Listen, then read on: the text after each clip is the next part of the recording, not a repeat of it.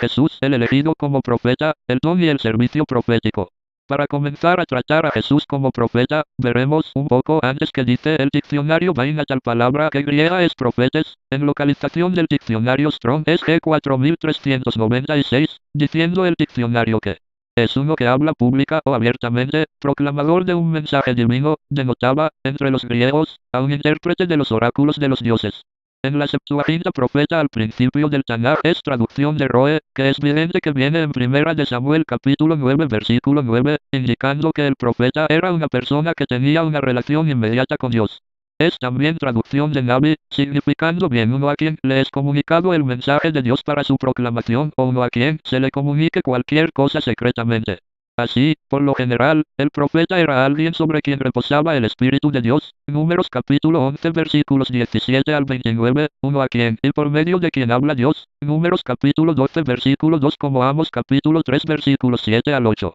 En el caso de los profetas del Antiguo Testamento para nosotros, Tanaj para los judíos, sus mensajes eran mayormente la proclamación de los propósitos divinos de salvación y gloria dispuestos para el futuro. La profecía de los profetas del Nuevo Testamento era a la vez una predicación de los consejos de la gracia de Dios ya cumplidos y el anuncio anticipado de los propósitos de Dios para el futuro. Quien conecta Roe con Nabi, para el caso de seguir escudriñando más, sería Samuel según se ve en Primera de Samuel capítulo 9 versículos 9, como el 11 y 19, entendiendo así la singularidad del profeta, el comentario de la Biblia Dios habla hoy dice al respecto. El vidente es aquel que tiene una especial capacidad para percibir lo que otros no alcanzan a ver, particularmente lo futuro o lejano, véase en este caso Primera de Samuel capítulo 9 versículos 18 al 20. Un profeta al estilo de Amós o de Isaías, pero, para diferirlo podemos decir simplemente que es el mensajero de la revelación de Dios cualquiera que sea el medio a través del cual la palabra divina llega hasta él.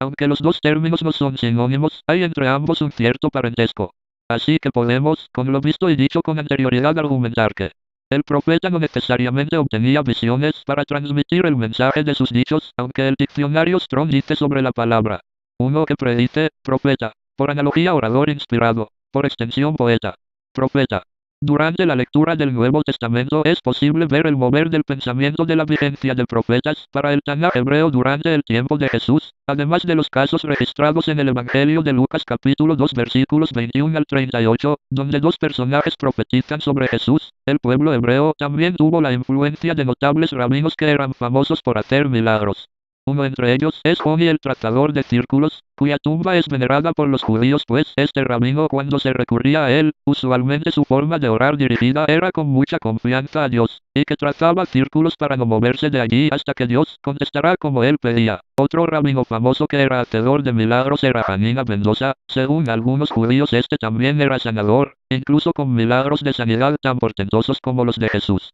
Los análisis judíos sobre los relatos de estos hombres les dan validez de existencia a personas que según su santidad eran usadas para dar milagros portentosos. Estos análisis dudan de Jesús como agente expulsor de demonios. Discusión que se retomará más tarde y ahora, sin embargo, Edesio Sánchez en el libro Descubre la Biblia editado por Sociedades Bíblicas Unidas, cita sobre el canon de Yavne dirigido por Johanna Ben Zakkai tal que Wikipedia aporta la información de que pudo haber tal reunión para el canon del Tanaj. Aun cuando llegaré a ser hipótesis descalificada, no así que el Sanedrín se movió por su causa a tal ciudad después de la destrucción del templo de Jerusalén en el 70 después de la era común. Se dice que Johanna Ben Zakkai pudo lograr ello al predecir que Vespasiano sería emperador de Roma. Siendo así algunos logran ver en este tipo de rabinos carismáticos, el llamarles profetas, pues no solo hay profetas que figuran en el texto del Tanaj. Con lo ya anteriormente dicho, hemos de analizar, para el caso de la fe cristiana, a algunos profetas que se relacionan con Jesús. Juan el Bautista. Al parecer, según Sanders en su libro de la figura histórica de Jesús, citando a Flavio Josefo, Juan fue considerado profeta ya que estuvo en contraposición a Antipas, ello como sabemos de los evangelios, le costó la vida. Pero, en lo citado por Sanders, debido a la relación de Antipas con Herodías, parece que el reinado de Herodes Antipas sufrió una derrota ante un rey sirio, pero que por la labor profética de Juan por lo menos yo puedo inferir que Juan advirtió de ello en base a la causa y que Juan pudo haber llamado a una revuelta,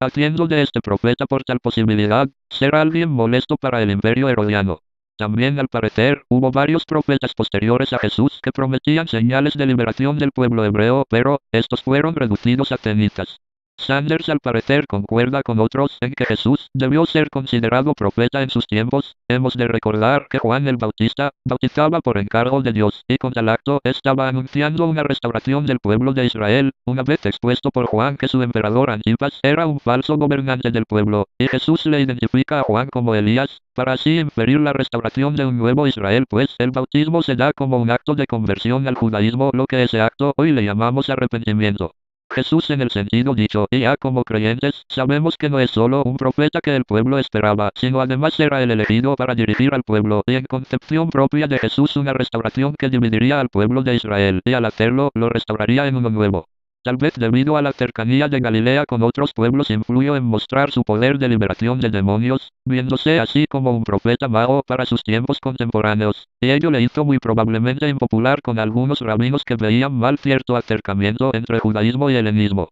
Es curioso que frente a esto los judíos tienen contradicciones en citar a Jesús como hacedor y no hacedor de milagros, ya que por un lado lo niegan como hacedor de milagros, pero, por otro lado, no.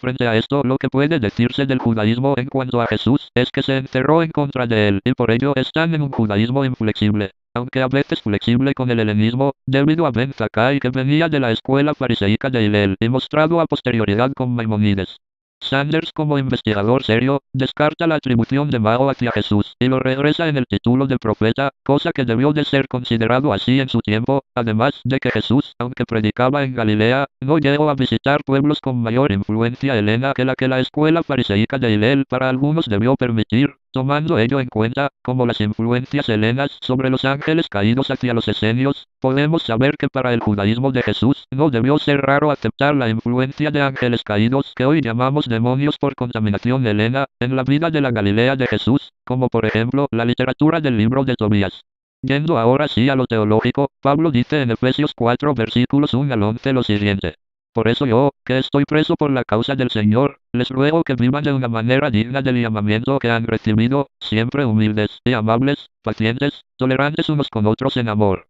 Esfuércense por mantener la unidad del Espíritu mediante el vínculo de la paz. Hay un solo cuerpo y un solo Espíritu, así como también fueron llamados a una sola esperanza, un solo Señor, una sola fe, un solo bautismo, un solo Dios y Padre de todos, que está sobre todos, y por medio de todos, y en todos. Pero a cada uno de nosotros se nos ha dado gracia en la medida en que Cristo ha repartido los dones. Por esto dice, cuando subió a lo alto, llevó consigo a los cautivos y dio dones a los hombres. ¿Qué quiere decir eso de que subió, sino que también descendió a las partes bajas, o sea, a la tierra? El que descendió es el mismo que subió por encima de todos los cielos, para llenarlo todo. Él mismo constituyó a unos, apóstoles, a otros, profetas, a otros, evangelistas, y a otros, pastores y maestros, en la parte que trata sobre la constitución de los ministerios o servicios de la palabra, estos los expresa como dones, en que de lo que podemos dilucidar de la lectura, era necesario que Jesús subiera para repartir por su espíritu los dones citados, ello tiene que ver con su ser como Mesías, como elegido fue enviado de Dios, pero, a su vez fue profeta.